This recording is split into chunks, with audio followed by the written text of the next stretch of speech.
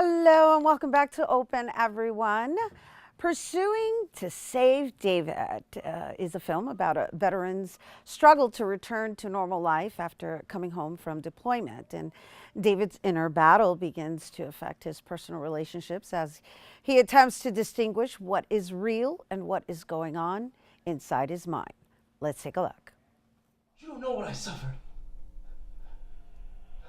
The horrors I lived through. The things I had to do.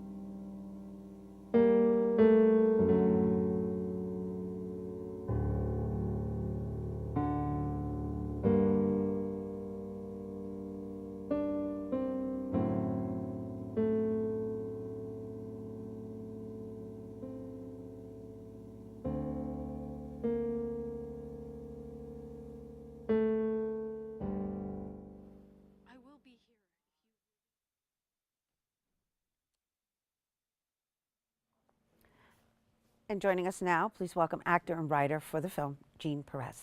Hi, how are you? Hi, welcome. Nice to meet you. Nice to meet you too. So are you a veteran? No, it's actually funny. A lot of, so filming the actual film, I got to wear the uniform a lot. And after the film, I had a lot of people like, hey, you're a veteran, right? I was like, oh no, just an actor. But I do have friends who are veterans. One of my cousins is a veteran from the Marines. And so that's one of the things that pushed me to write and make this film. So it's inspired by one of your family members? Yeah, one of my family members, one of my close friends as well. So this is common, the PTSD. Yes, it is very common. Yeah. About 20% of veterans have PTSD, at least. And then out of 50 of those veterans, they don't seek treatment at all. And then the other half who do seek treatment, half of those people get at least an adequate amount of treatment. So it's not something that's really foreseen upon or something that people act on it.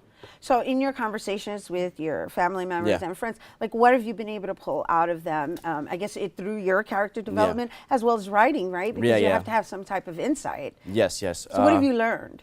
I've learned a lot. The first thing I did was I Netflixed a bunch of documentaries. I talked to my friends, my family, and there's this one documentary called Korengal.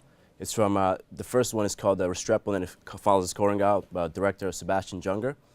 And I think that stuck with me the most because that documentary, what he does is basically he goes to the Korengal Valley, which is in Afghanistan.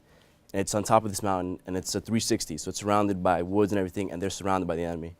So what he does is that this filmmaker, he goes and he stays with them, and the reason for it is that he wants to show what war feels like and what it does to these soldiers. So throughout the whole film, you see the transformation, how they go through. And there's one scene where it's the middle of the night, and all the soldiers are awake, and there's gunshots being heard around the base. And you see how how flustered they are, how they lay in their bed, they don't move, how disturbed they are, that kind of Right. It's almost like the body takes on a certain feeling after having experienced it regularly. Mm-hmm. Right. I'm just trying to. No, I'm no, trying yeah, to yeah. visualize. I'm going. Yeah. Now I get it. Now I get. I've never been in that type of situation, but I hear about it, and it seems to be very common. And it's very interesting that you've chosen to document it. Yes. From your artistic, I guess, interpretation. And so I'm just curious, like, as to why you chose to capture that. I mean, I'm an actor foremost. I'm also a writer, so when I write, I tackle issues that are relevant.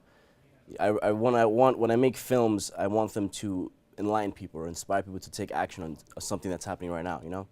So I had a list of things that I wanted to do, and I met up with Caesar, the director, and we picked out this one. And that one kind of stuck to us. One of our close friends, Matt, he's a veteran himself, So we thought about him and you talked to him, and it kind of pushed us, to write the film. How many veterans did you speak to in developing this? I speak to my cousin, I speak to Matt a little bit, and I speak to two different ones I've met. What's with the common thread between all of them?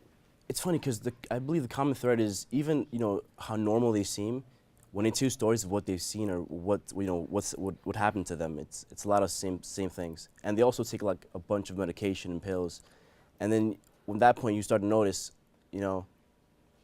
they have 5 to 6 They're pill all on bottles. medication, you're saying? Yeah, Really? most of them. Yeah. What kind of medication? I'm not sure. You're not sure, but yeah, it they has don't to wanna- do with like the Yeah, PS right. PTSD. Depression, PTSD, right? Yeah, anxiety. Yeah. Wow, wow, that's interesting, right? Yeah. I mean, these men, they Yeah. actually sacrifice their lives to protect our country, and then they Yeah. have to suffer for the rest of their lives. Yeah, and people expect that they'd come back and get some type, even if they're injured or something, get some type of treatment. Right. And PTSD is not something you could spot off. You can easily spot, someone who's wounded or someone who's missing a body limb, but you can't really, look at someone and say, hey, this person has PTSD. Right, because it's internal. Yeah, It's yeah. psychological. It's emotional. Yeah. Yeah. Wow. Wow. Well, how long is this film?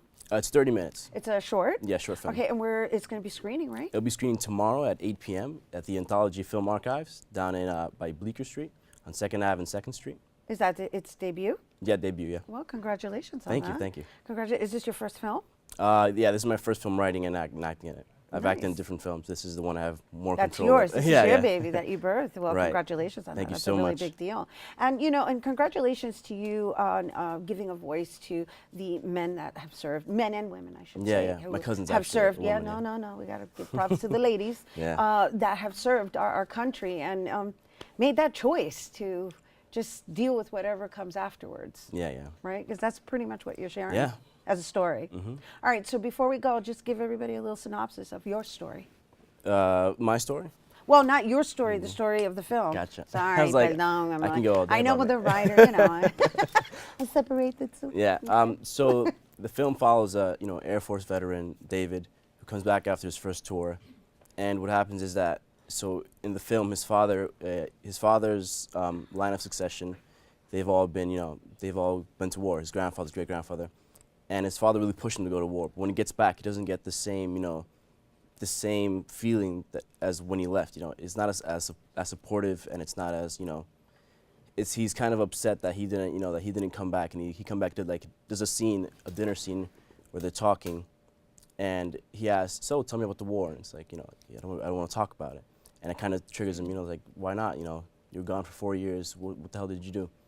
So what's good about the film is that it follows him and also shows not only what he goes through, but how different people react, like his family, his friends, And it brings a very wide interpretation of, what they go through. Right, and how it affects the PTSD. Yeah. Got it.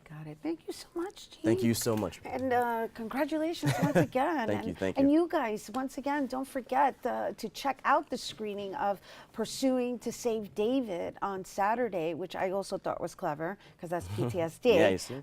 That's happening on Saturday, January 28th at 8 p.m. At Anthology Film Archives, which is located on 32 2nd Avenue on 2nd Street in Manhattan. And for more information on the film, be sure to like their Facebook page, Pursuing to Save David.